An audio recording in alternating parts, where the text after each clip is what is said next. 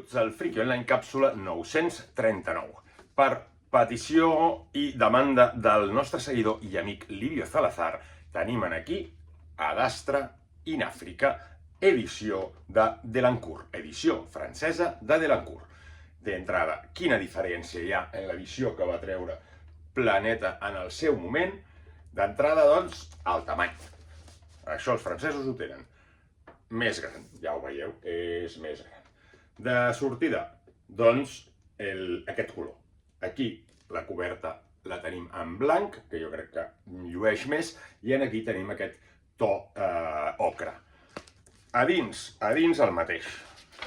Si traiem, tenim aquí la coberta, aquesta és l'edició de Planeta, i la contracoberta, que és buida, la coberta té només el títol, i aquesta signatureta d'aquí, aquesta petita floritura. A dintre el mateix, trobarem exactament el mateix, amb els extras especials que va fer el mateix Barry Windsor Smith, que és aquesta entrevista, després parlarem una mica de què va la història, i mirem ara aquesta de Delancourt, que si li traiem les guardes, doncs tornem en aquest mateix to, aquest to ocre. Aquí no tenim la floreta i al darrere completament net. La resta exactament igual que l'edició de Planeta. Això sí, ens porta un afegitó que és aquesta làmina impresa a part, que està aquí amb el nom i tot el rotllo, i és una làmina a part que ens la podem penjar, la podem guardar dins de l'àlbum.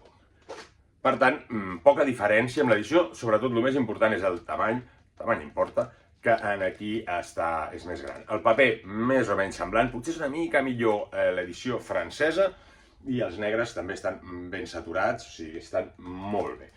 El dibuix de Barry Windsor Smith, esplèndid, esplèndid, no té altre nom, amb aquest joc de trames, amb aquest estil propi que agafa referències als prerafaelites, amb aquest detallisme espectacular i amb aquest contrast de blancs i negres i trames.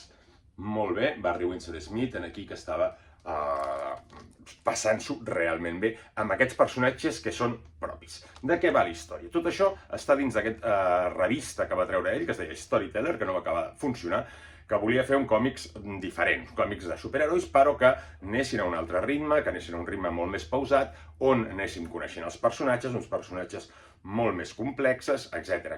La cosa no va funcionar, però va treure diverses coses, entre elles The Fried Brothers, que l'ha publicat Dolmen, i Jóvenes Dioses y Amigos, que també l'ha publicat Dolmen, aquesta és l'edició que va treure Planeta en el seu moment. Ens queda Paradox Man, que encara no s'ha publicat i esperem que Dolmen el tregui.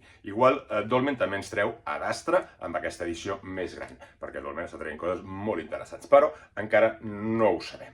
Aquesta Adastra forma part d'aquest univers, però té una diferència. Aquesta història havia de ser la continuació d'una història que havia fet per la Patrulla X amb Tormenta, amb el personatge d'Ororo Munroe, Tormenta.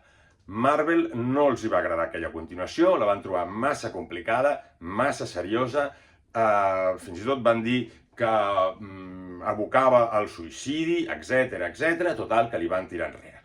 Ell la va guardar en un calaix, emprenyadíssim com sempre, i a la que va aconseguir muntar-se el seu propi editorial, la va treure amb aquest canvi de personatge.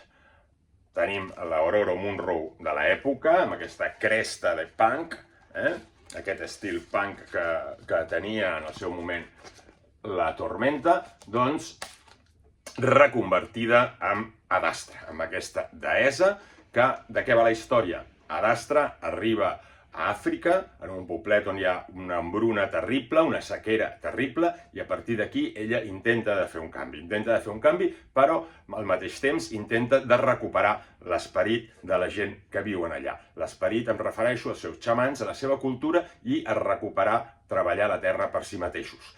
Allunyar-se del que serien les civilitzacions occidentals i opressores. Un còmic interessant que ens parla d'això sí, del sacrifici, no del suïcidi, com van pensar els capitostes de Marvel en aquells moments.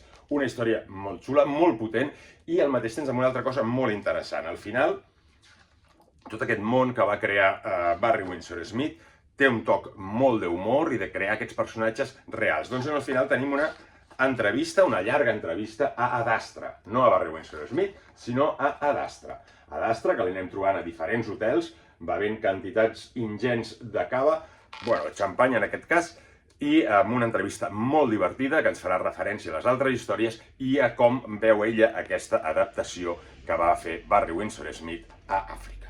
Doncs ja ho sabeu, aquesta és l'edició francesa, esperem que Dolmen ens tregui la seva edició i de moment no sé si es pot trobar o com està l'edició de Planeta en castellà. Salut i a llegir còmics!